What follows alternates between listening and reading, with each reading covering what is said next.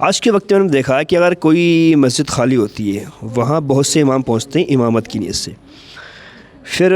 لوگ ان میں آپس میں تکرار کراتے ہیں کہ تم تقریریں کرو، نعتیں پڑھو، تم میں سے کس کی آواز اچھی ہے، کون اچھی تقریر کر رہا ہے، اور پھر ان کا اماموں کا انٹرویو لیا جاتا ہے۔ تو ان اماموں کا انٹرویو لینا کیسا ہے اور انٹرویو کون لے سکتا ہے؟ السلام علیکم ورحمۃ اللہ وبرکاتہ۔ وعلیکم السلام۔ انٹرویو وہ انسان لے سکتا ہے جو قرآن صحیح معنی میں پڑھنا جانتا ہو اور حدیث وغیرہ جانتا ہو، وہ انٹرویو لیے تو اس میں کوئی حرج نہیں ہے۔ مطلب آج کل کے معاشرے میں دیکھا جا رہا ہے کہ جاہل لوگ انٹرویو لے رہے ہیں اماموں کا، یہ بالکل سراسر غلط ہے۔ یہ چاہیے کہ عوام کو کہ کوئی عالم ہو اس کے محلے میں تو وہ انٹرویو لے تو بہتر ہے۔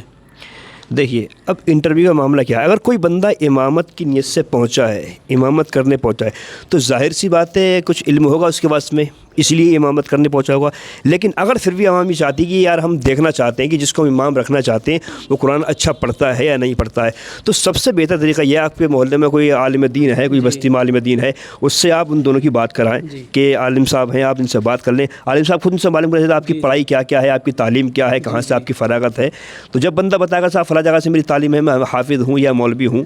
ٹھیک ہے، تو اب جو شرائط امامت ہیں تو وہ اس کے اندر اگر پائے جا رہے ہیں باشرع ہے، ٹھیک ہے، اب وہ سب عاقل و بالغ ہے، تو اب بندہ جب نماز اس سے پڑھوائی ہے، سب سے بہتر طریقہ یہ سے نماز پڑھوائی ہے، وہ نمازیں پڑھوائی جائے جو جہری نماز ہوتی ہے، یعنی مغرب کی نماز، عشاء کی نماز یا فجر کی نماز، اس میں دیکھ لیا گا صاحب بندہ قرآن مقدس کیسا پڑھنے والا ہے۔ قرآن اگر صحیح پڑھنے والا ہے، اچھا قرآن پڑھ رہا ہے، تب تو بہتر ابھی نماز کا معاملہ قرآن سے ہی نماز ہو جائے گی۔ لیکن اب آپ عوام دیکھتی ہے صرف آواز، جس نے تقریر اچھی کر دی تو کہتے ہیں یہی بہت بڑا قابل ہے اور صاحب یہی امامت کرے گا، جس کی آواز اچھی ہے یہ بہت بڑا قابل ہے، یہ امامت کرے گا۔ تو آج کے وقت میں جو اماموں کو 95% رکھا جو جاتا ہے ان جگہوں پر، تو صرف آواز کی بیس پر رکھا جاتا ہے۔ بڑے بڑے قابل الحمدللہ ہمارے عالم دین ہیں جو بیچارے پریشان ہیں، امامتیں نہیں مل رہی ہیں، بس کیا ہے ان کے پاس آواز نہیں ہے، ان کے پاس گلا نہیں ہے۔ اور ابھی شرائط مطلب امامت کی شرائط میں آواز کہاں سے آ گئی، یہ گلا کہاں سے آ گیا؟ بھائی شریعت یہ بولتی ہے کہ صاحب صوم و صلات کا پابند بندہ ہونا چاہیے، شریعت کا جاننے والا ہونا چاہیے، اپنی ضرورت کے مسائل کتابوں سے حل کرنے والا ہونا چاہیے، قرآن مقدس اچھی طریقے سے پڑھنے والا ہونا چاہیے۔ تو بہت سی ایسی باتیں ہیں جو انسان کے اندر پائی جائیں تب بندہ امامت کے لائق ہوتا ہے۔ لیکن عوام نے کیا کیا صاحب، جس کا آواز اچھا دیکھا، جس کا گلا اچھا دیکھا، جو چیخ چیخ کے بول رہا ہے اس کو امام رکھ لیتے ہیں، پھر چاہے اس کو نماز پڑھانی آتی ہو یا نہ آتی ہو، قرآن میں چاہے کیسا ہی پڑھے،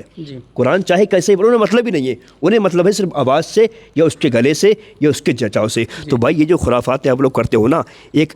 جاہل لوگ جب عالموں کا آپ لوگ انٹرویو کرتے ہو کہ تم تقریر سناؤ، تم نہ سناؤ، بھائی صاحب یہ بھی قیامت کی بڑی نشانی میں سے ایک نشانی ہے۔ میرے آقا نے فرما دیا تھا کہ ایک وقت وہ بھی آئے گا کہ جب جاہل مطلب عالموں کا انٹرویو کریں گے یا جاہل عالموں سے سوال و جواب کریں گے، اور وہی معاملہ ہو گیا نا آج کے وقت میں صاحب، کسی بھی عالم دین کو جاتا ہے تو صاحب اس کی لوگ مذاق بناتے ہیں، صاحب آواز کی اچھی نہیں ہے تو بس اس میں رکھتے نہیں ہیں اس کو۔ تو بھائی یہ چیز اپنے اندر سے نکالو، اگر آپ کو امام رکھنا ہے تو یہ عالم دین سے مشورہ کرو، ان سے بات کراؤ کہ صاحب کہاں سے فراغت ہے، حافظ ہیں یا مولوی ہیں، حافظ ہو یا مولوی ہوں، صاحب امامت کے لیے صرف حافظ ہونا شرط نہیں ہے اور صرف مطلب مولوی ہونا ہی شرط نہیں ہے، بس بندہ شریعت کا